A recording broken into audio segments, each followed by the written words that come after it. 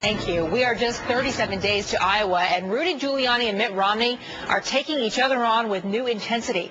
They have been trading barbs on crime, health care, and more. Republican Congressman Peter King of New York is here with us in studio. He serves as Rudy Giuliani's Homeland Security Advisor. Congressman, great to see you today. Great to be here. All right, so your candidate is running truly behind in Iowa and in New Hampshire, although he takes the lead in polls nationally.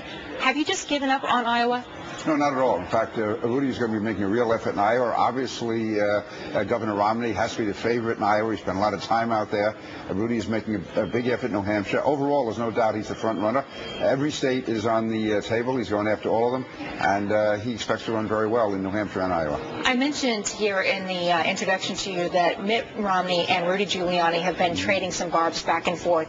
The latest is Mitt Romney today saying that Giuliani had praised Hillary Clinton's health care plan. He said, as a matter of fact, when Hillary's plan first came out, Rudy Giuliani had nothing but praise for Hillary's plan. So which is true? Well, the fact is that Rudy Giuliani's health care plan is diametrically opposed to what Hillary Clinton proposed then and is proposing now. And listen, Mitt Romney may be taking a quote or so out of context. I work with Hillary Clinton, too. We don't agree on a lot, but she tries some good things. She supported some places. But as far as health care is concerned, no, Rudy Giuliani's health care plan is definitely geared toward the private sector. It encourages private decisions, private choice, and that's what it's based on. So Governor Romney's getting a little desperate. Has that become the ultimate insult now for Republicans? Oh, you're just like Hillary Clinton? Well, I guess Republicans, that Senator Clinton's going to be the front runner and it's probably going to be the nominee of the Democratic Party. But again, Governor Romney, rather than taking on Rudy Giuliani directly, is trying to compare him to Hillary Clinton. What does he compare himself to Romney's own record? But what Governor Romney says is, look, every time Giuliani speaks out about my record, he gets it wrong. He needs to go back, do his schoolwork, figure the math correctly, and then come out and say what he wants to say. Is there a problem with the facts? Yes, there is. First of all, let's take one thing into account. New York City is larger. The city of New York is larger than the state of Massachusetts. During the time that Rudy Giuliani was governor, he increased city revenues, reduced crime, all by higher numbers than the national average. When Governor Romney was governor of Massachusetts, the economy went up slower than the national average. Crime is reduced less than the national average.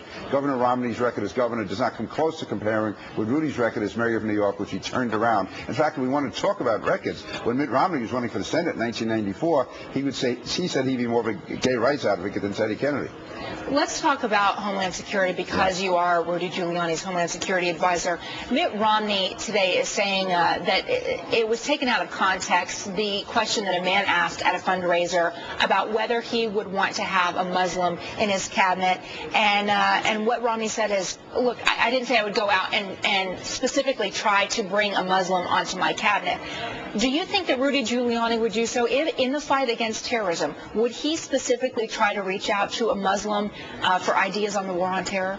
Well, first of all, he would certainly reach out to all people, including Muslims, to get ideas. Certainly Muslims he could trust, Muslims who are willing to stand up and denounce Islamic terrorism. But as far as his cabinet, he's not going to be reaching out to anyone because of their gender or because of their race, because of their religion. He's going to put the very best people in the job the way he did in New York, the way he's always done. When he was U.S. Attorney in New York, going after the mob, he had the very best people around him. Congressman King, thanks for being with us on this Tuesday. Appreciate it.